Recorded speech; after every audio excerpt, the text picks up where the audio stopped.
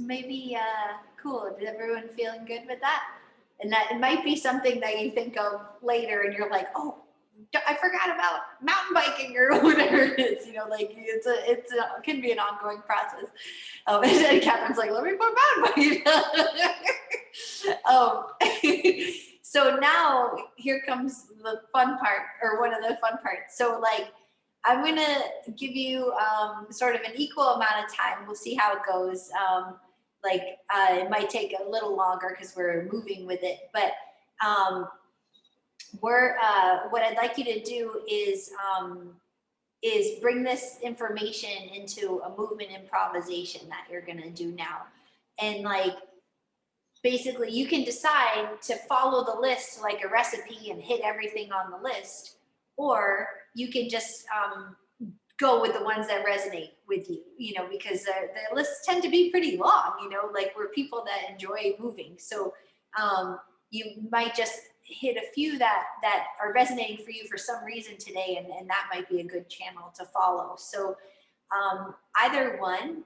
And as you're improvising, like first you can just, you know, have fun with it and explore, but I also want you to start to pay attention to what you're doing and like repeat actions as you go, because it's like, then you can go a bit deeper into them, and you almost kind of in the back of your mind, like, no, not like you're trying to memorize them for a test, but in the back of your mind, you're kind of logging the actions, because you might potentially want to use them as some vocabulary later. So just to kind of grow that awareness. Sometimes as improvisers, that's something that's like a practice skill. Sometimes you improvise and then you're like, what the heck did I do? I don't know. But sometimes as a practice skill, you start to kind of, it's not like you're supposed to remember it verbatim, but you kind of remember what you were up to, because then that can inform our process later. And if your last thing I'll say is, if you're not warm at this point, like start small and it can gradually bring more energy and size as you go. But yeah, okay, so now we get to move our movement histories. Like, and these could be all over the map. We're gonna look very different.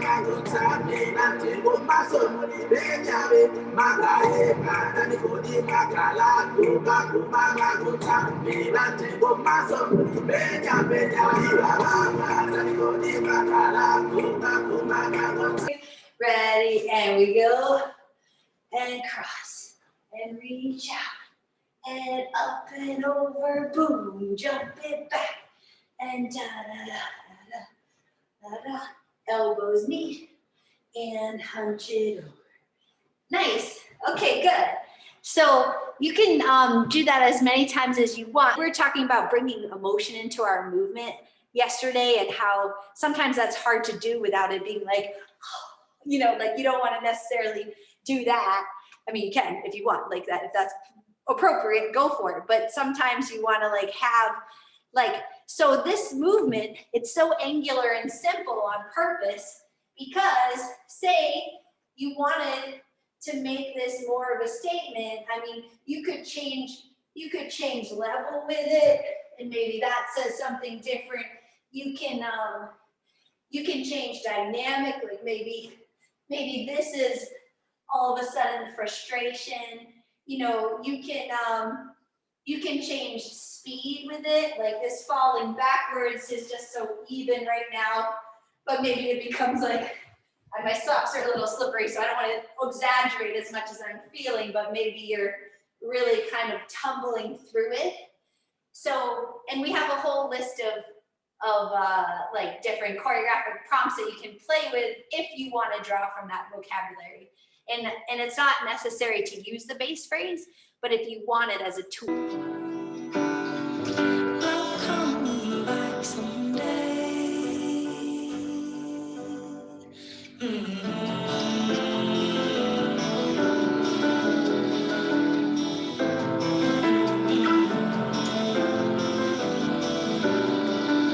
This movement improvisation for you you don't have to, you can either hit everything on the list if you want to try them all, or you can just do the ones that resonate with you more.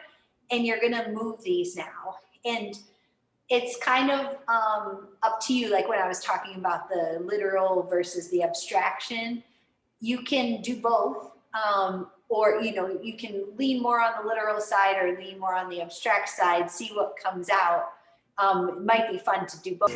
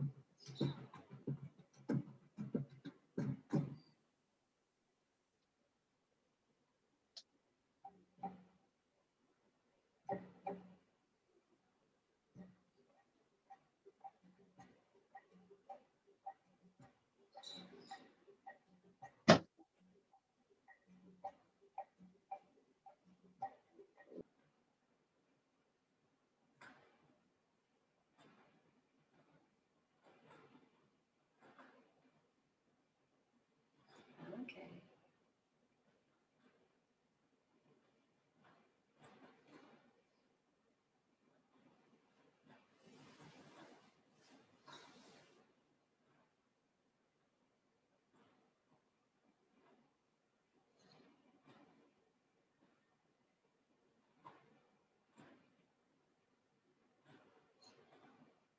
All right, let's come back together.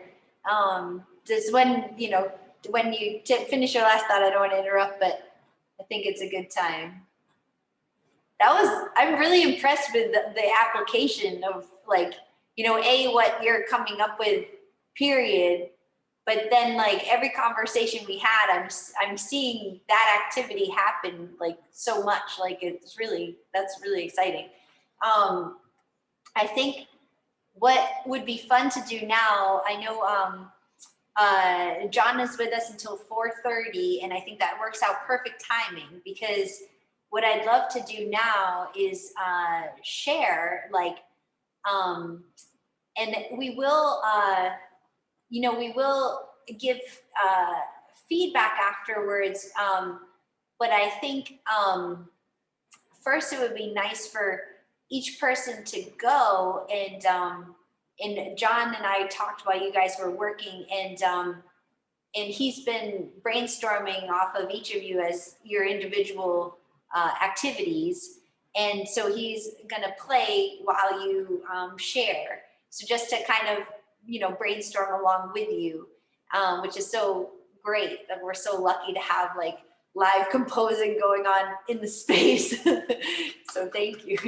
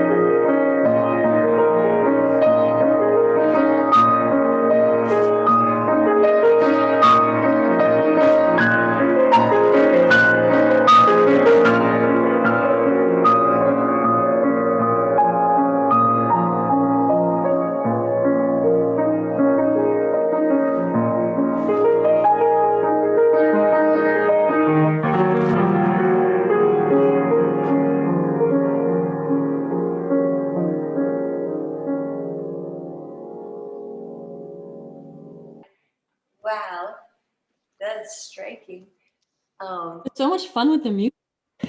Yeah, It is. it's like 4 complete different things, you know, like that's amazing to see. Like they each had such different, I mean, already movement wise, of course they did, but the relationship with the music and the movement, it was 4 completely unique relationships. That really was something.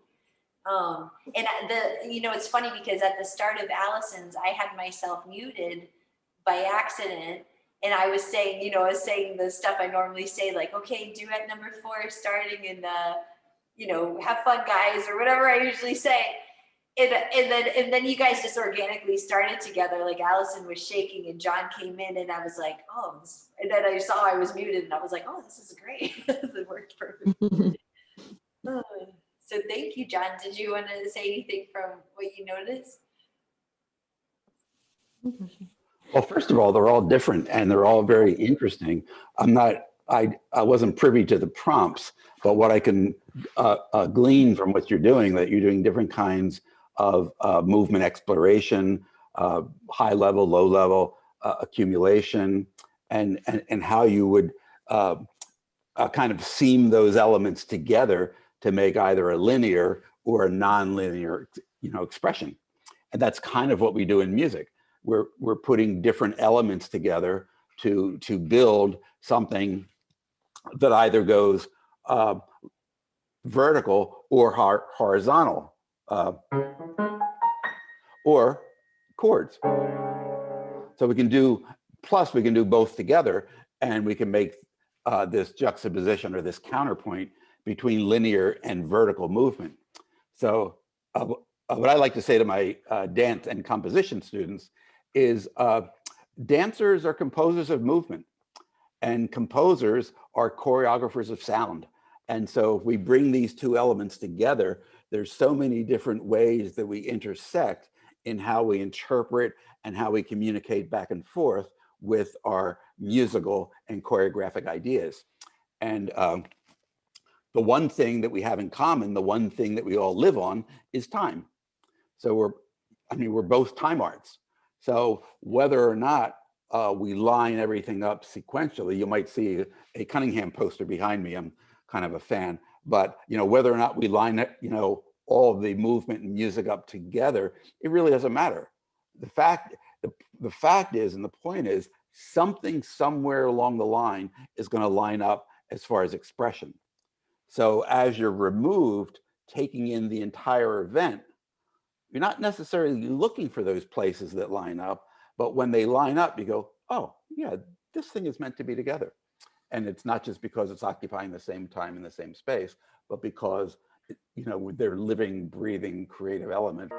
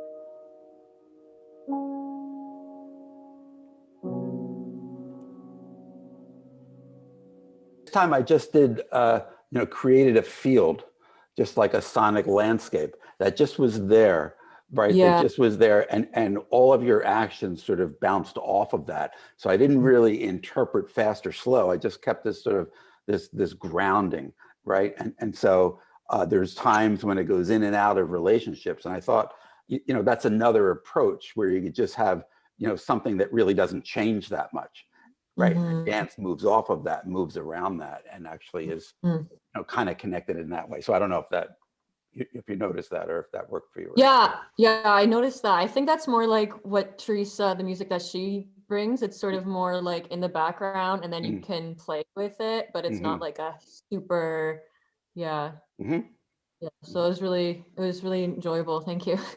Sure. Yeah. When you were doing this, I swear, any longer and I would have started crying. Oh, damn it. Like happy tears?